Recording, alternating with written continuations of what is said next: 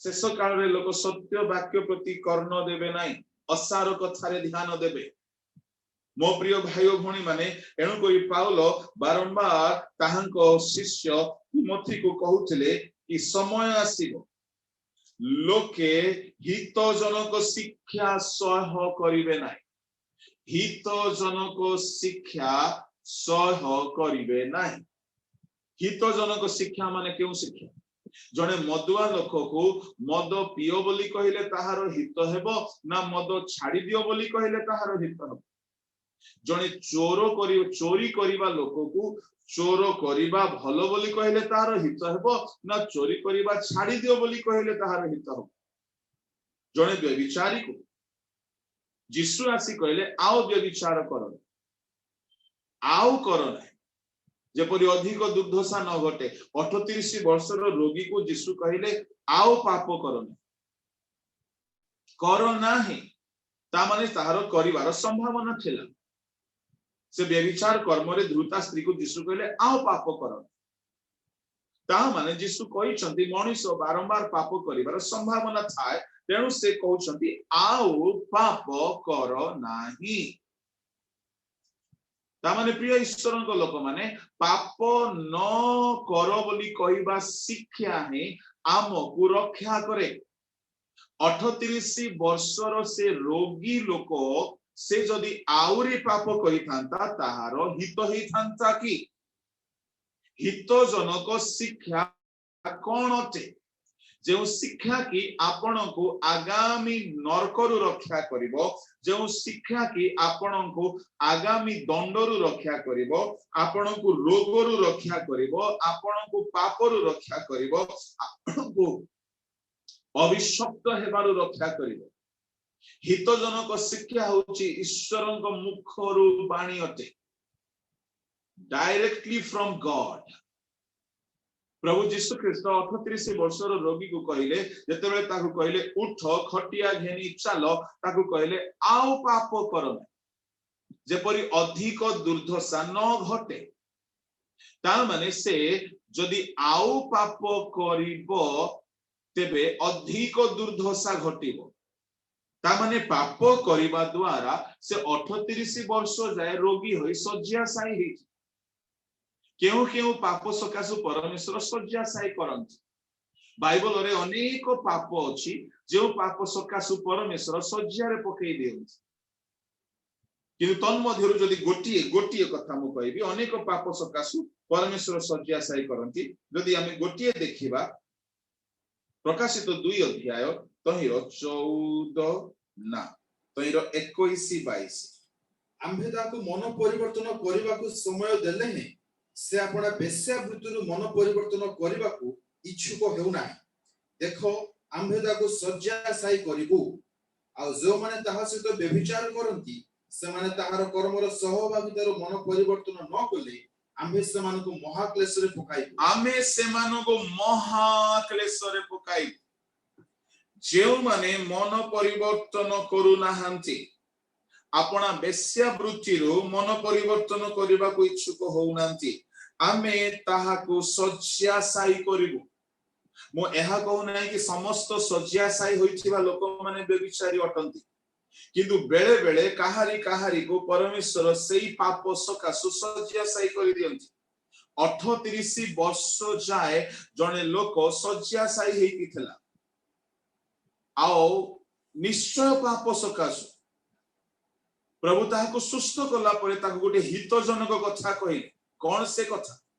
हितजनक शिक्षा कौन अटे सुनंतु।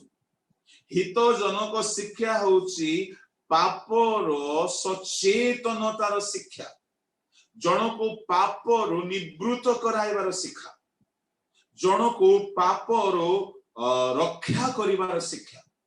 प्रभु यीशु कहले तुमरो जेपरि आहुरी अधिक दुर्दशा न घटे, एणु आओ पाप करो नहीं। मते कहंतु जदि से जाई कि आओ पाप करिवो ताहेले एबे तो 38 वर्ष रोगी हैला, आओ पाप कले आओ केते वर्ष रोगी हेई थांता के जाने। हे पारे अधिक वर्षर रोगी हे थांता बा हे पारे एकदम भयंकर प्रभाव रे शଯ୍याशायी हे थांता ता माने पाप करो नाही बोली यीशु जहा कहले ए शिक्षा से व्यक्ति पाए आगामी दुर्दशारु ताकू रक्षा करिबो दुर्दशा 38 वर्षर जो दुर्दशा हैला प्रभु कहले ताकू सेठारे से शब्द गुटी गुटी पढंतु जहन सुसमाचार रे जो शब्द प्रभु व्यवहार करे 5 रो पढ एहा पर यीशु मंदिर रे ताहार देखा पाई ताकू कहले देखो तुम्हे सुस्थ होइछ आउ पाप करो नाही जेपरि तुम्भ प्रति अधिक दुर्दशा न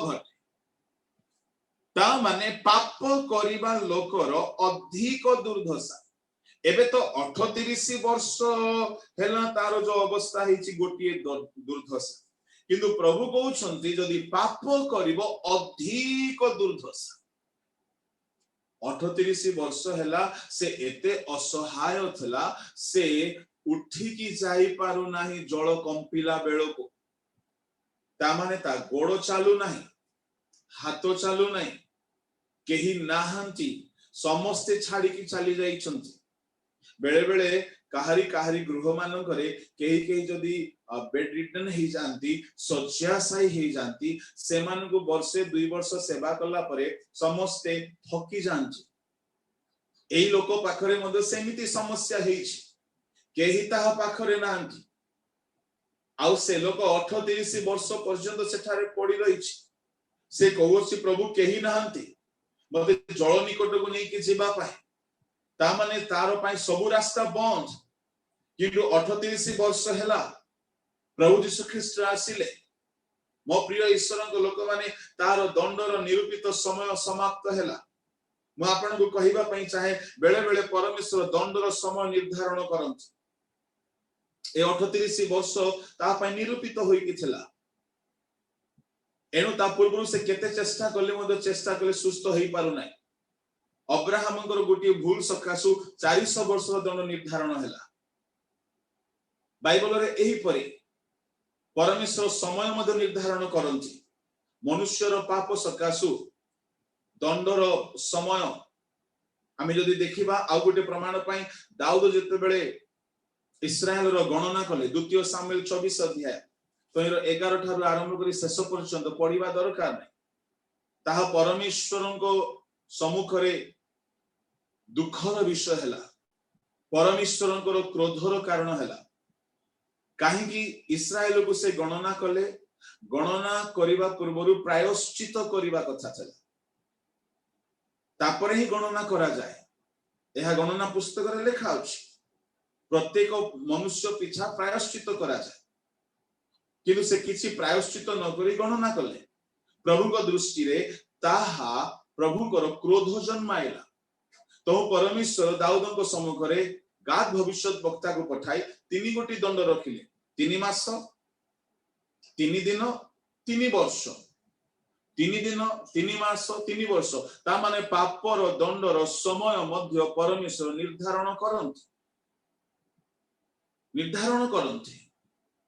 मो प्रिय ईश्वरक लोक माने तेबे एई व्यक्ति पई 38 वर्षर जो दंड निर्धारण हैला एहा परमेश्वर तार जघन्य पाप को देखिथिले ताहा पई बोली 38 वर्षर दंड जो निरूपण हैला परमेश्वर केबे हेले बिना कारण रे एते लंबा दंड दियंती नै आ गुटे कथा मु आपन को कहिबी ए व्यक्ति ताहार दंड को दूर करि पारि थांता ता पाखरे गोटिए ऑप्शन अछि जदि से व्यवहार करि पारि थांता दंड दूर होई पारि थांता कोन से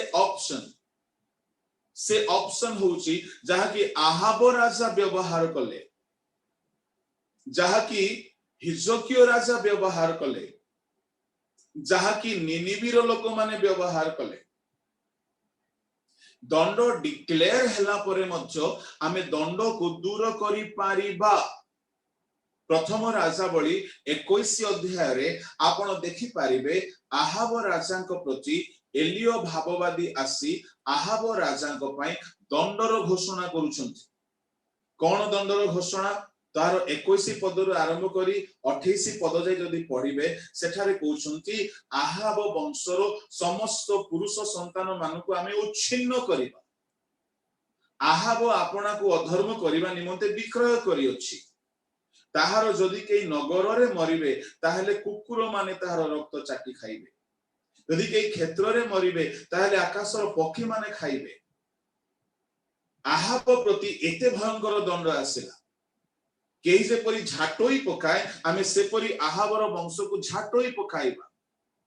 माने आहाब प्रति परमेश्वर एते क्रोधान्वित हेले किंतु आहाब एपरी भावरे परमेश्वरଙ୍କ सम्मुखरे फेरी आसिला। तहिरो 27 28 29 पद पढ़िबे आहाब उपवास कला।